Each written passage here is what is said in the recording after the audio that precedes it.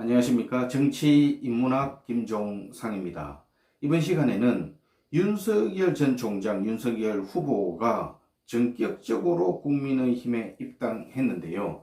여러 가지 언론에서 분석들이 나오고 있습니다만은 저도 나름대로 한번 왜 그러면은 전격적으로 국민의힘에 입당했는지 좀 살펴보고, 국민의힘 내부는 그러면 어떻게 지금 움직여질 것인지, 그 변화에 대해서도 좀 내부 사정을 살펴보도록 하겠습니다.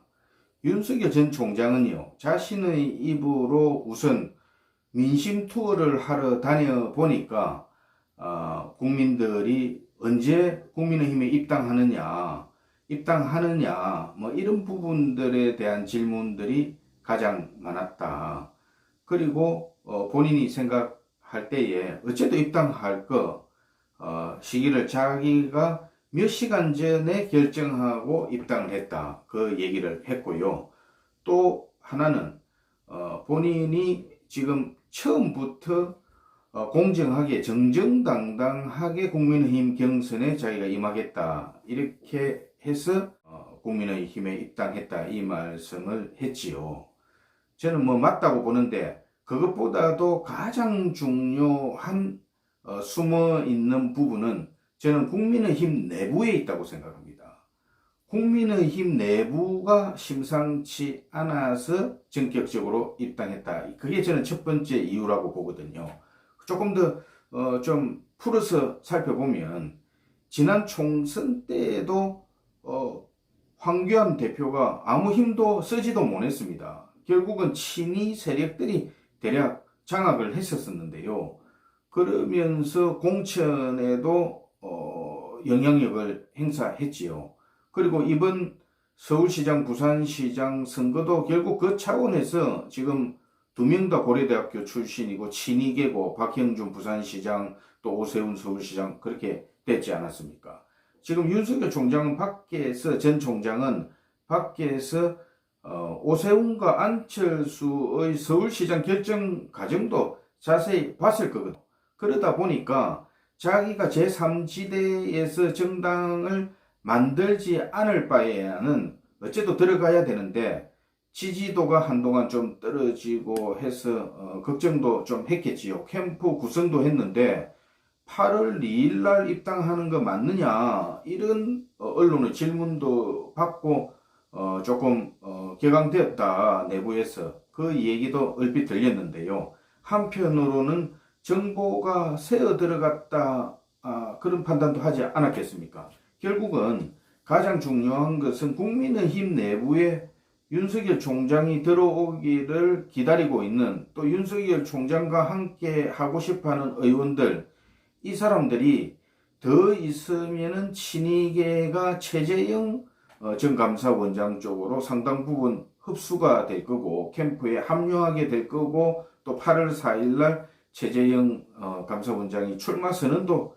해야 하는데, 그렇게 되면 윤석열 총장의 입지가 줄어들 수도 있는 거 아니냐. 그래서 우리도 지금 자유롭지 못한데 빨리 입당을 해야 우리가 윤 후보를 도울 수 있는 거 아니냐, 결단해라, 이렇게 압박도 하고 불만도 아마 전달이 되었을 걸로 봅니다. 그래서 이것저것 고민하고 시점을 보고 있던 윤석열 전 총장이 결단을 하고 입당 절차를 밟고 국민의힘에 걸을까, 저는 이렇게 첫 번째 이유로 그렇게 국민의힘 내부의 움직임이다, 이렇게 저는 보고 있습니다.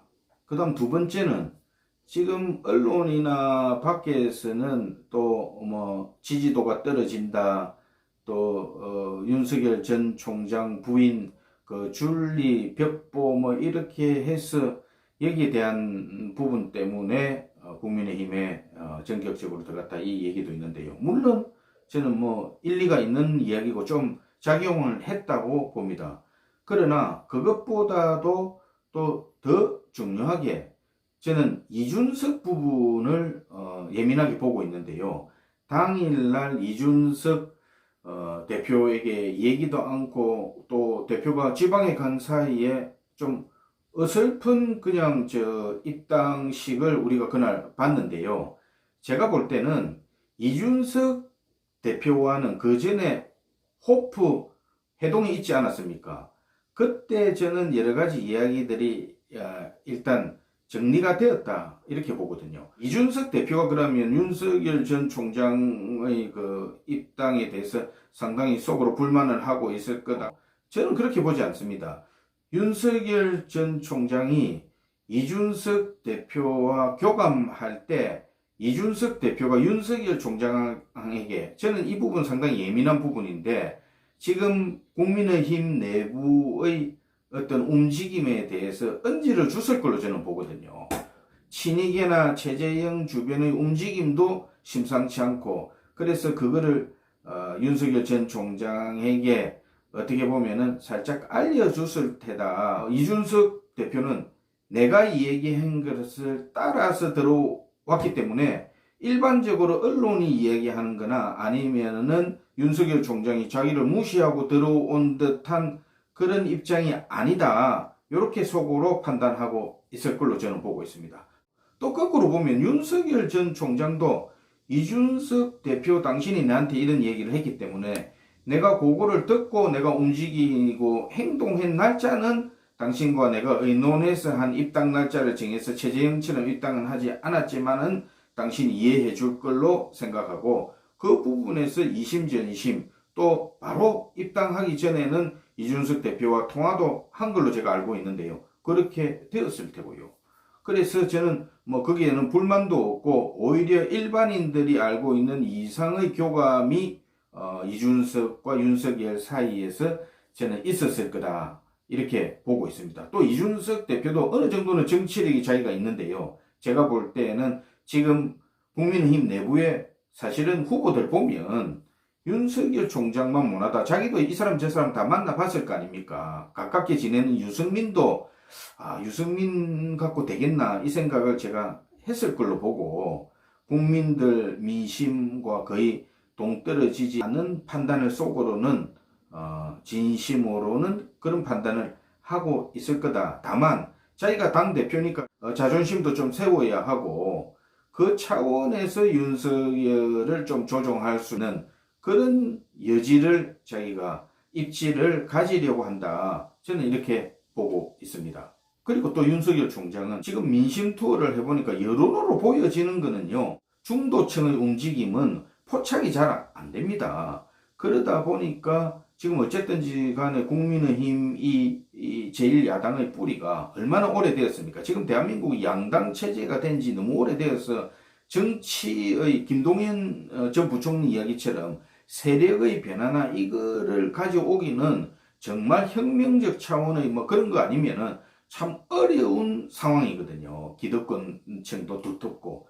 그래서 어쩔 수 없이 국민의힘을 타고 지금 정권 교체를 해야 하는 그런 상황으로 판단도 했을 테다. 다만 입당한 다음 날 지금 김종인 위원장을 만났고 뭐 여러 가지 뭐 캠프 구성이든 앞으로 대선 전략이든 의논도 하고 조언을 구했다 이렇게 되어 있는데요. 김종인은 윤석열에게 11월 달에 국민의힘에서 단일화가 끝나면은 새로 야권 단일화하는 그 시점을 윤석열 총장이 국민의힘에 들어가는 또 합치는 그런 시점을 해야 한다. 이런 의견 조율이 간단히 되었을 수도 있는데요. 그걸 어기고 입당을 했으니까 김종인 위원장한테는 양해를 이런 사정이 있어서 이렇게 했다. 이런 양해를 구했을 거고, 지금 김종인 위원장이 뭐 간단한 정치인입니까? 사실은 지금 국민의힘에서 저도 뭐 여러 가지 비판도 하지만 그러나 저러나 지금 원로로서 정치권에 굉장히 여러 가지 영향력을 미칠 수도 있고, 자기가 중심이 되고 자기의 등에 윤석열을 올라태우는 그런 그림은 조금 위험스럽고 문제가 있지만, 윤석열 전 총장, 윤석열 후보에게 조언을 하는 것은 저는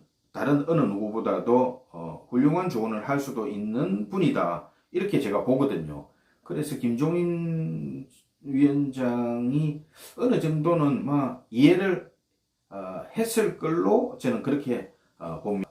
자기도 뭐 사람 보는 눈은 있지 않겠습니까? 최재형 감사원장이 훌륭한 분이지만 조금 보면은 관료적인 어떤 냄새나 대중적인 냄새도 좀 약하고, 거기다가 시간적으로 지금 뛰어 올려서 그래 가지고 지금 이재명이나 이낙연한테 이길 수 있겠습니까? 야당의 정권 교체는 지금 그 정치인들 또 후보 당사자들의 문제가 지금 아니거든요. 국가를 정상화시켜야 하고, 또 이 문재인 아류의 이 친문들, 이 세력들에 대해서 5년의 세월들이 더 연장된다고 한번 가정해 보세요. 용납이 되는지. 지금 현재의 윤석열 전 총장이 가장 많은 정보도 있고, 어떻게 보면 플랫폼이지요. 저는 뭐 처신을 잘하고 있다. 그리고 언론 인터뷰에 나와서 정책적이나 어느 세밀한 디테일한 부분들은 모르겠지만 정치인들 잘하는 구렁이 담 넘어가듯이 답변도 정치를 아는 사람의 답변이다, 이렇게 보고 있고요. 또 혹을 기질도 있고 배짱도 있고, 또 어떻게든지 뭐 민심이 천심이고, 또 뭐 대통령 자리는 하늘에서 내려준다고 하는데, 지금 현재 돌아가는 걸로 봐서는 집사람, 저 부인의 문제나 처가 장모의 문제나 이런 거는 당사자 문제도 아닌데 극복할 수 있을 걸로 봅니다. 그래서 언론이든 좌파의 언론들, 또 이 문재인 정권의 이 뭐 사람들, 유명한 사람들 안 있습니까? 안민석 뭐 등등 해서 이런 사람들이 아마 뒤를 캐고 있겠지요. 그런 부분들에 대해서 뭐 결정적이 나오지 않는 한 저는 뭐 나머지 부분은 극복이 가능하고, 현재로 봐서는 제 적임자 아닌가, 우선 그런 생각을 하고 있습니다. 지금 민주당에서 이낙연, 이재명의 이 혈투를 문재인도 어찌할 수 없는 상황이지요. 그러나 저러나 이 혈투가 제법 넘지 말아야 할 선을 넘는 걸로 봐서 국민의힘도 경선이 그렇게 전개될 가능성이 많이 있는데요. 8월 달에 8명으로 일단 1차적으로 후보를 추리고 가겠지만, 홍준표 스타일이나 또 유승민, 원희룡 해서 이들이 내부에서 뜯고 물고 뜯고 이래 싸우는 과정에 흠결이 많이 날 수도 있다. 내부에 첩자가 있을 가능성이 많거든요. 예전에 박근혜 전 대통령도 제가 볼 때는 반기문 총장으로 제가 볼 때는 후계 구도를 생각하면서, 반기문 사람들이 청와대 비서실장으로 전 서울시장 이원종을 포함해서 또 비서관도 한 명 그 전에 들어왔고요. 그때부터 정당 사람들이 청와대에도 좀 들어왔었고, 이 사람들이 청와대의 여러 가지 움직임이나 이런 부분들을 그 당시에 친여당, 국민의힘 일부 핵심들에게 정보가 다 흘러나갔거든요. 이 문제가 되어서 저는 지금도 윤석열 총장이 당에는 들어갔지만 캠프 구성이나 이런 부분에서 보안 문제 이런 거는 철저해야 한다. 그리고 내부에서 자기 살을 뜯어먹는, 지난번에 이명박 박근혜의 그 혈투처럼 그런 식으로 내부 출혈이 심하면 정권 교체 힘들어질 수도 있다. 이 부분을 분명히 합니다. 그래서 이준석 대표가 이 부분에 대해서 어떤 룰을 정하는 그런 역할들을 잘해야 한다, 이 말씀을 드리고요. 끝으로 하나만 더 말씀드리면은 안철수 대표 건인데요. 이준석 대표가 그래도 일개 정당의 대표에게 지난번에도 그러더만은, 그때는 일개 정치인으로서 한 발언이지만 당 대표가, 제1야당 대표가 다음 주까지 들어와야 된다. 일부 언론에서는 무슨 협박한 것처럼 그렇게 기사를 뽑아서 나오는데, 그래가 되겠습니까? 설득하고 그럼 나중에 결국은 마지막에 가서 단이라도 해야 되는데, 저는 안철수를 포용하고 안철수 대표도 경선 레이스에 합류시키고, 일정 지분들 지난번에도 얘기했지만 일부 또 훌륭한 사람들, 그 인재들이 있으면은 국민의힘에서 정권 교체를 위해서 지금 다 품어야 되는데 품으라, 이 말씀을 드립니다. 정치 인문학 김종상이었습니다.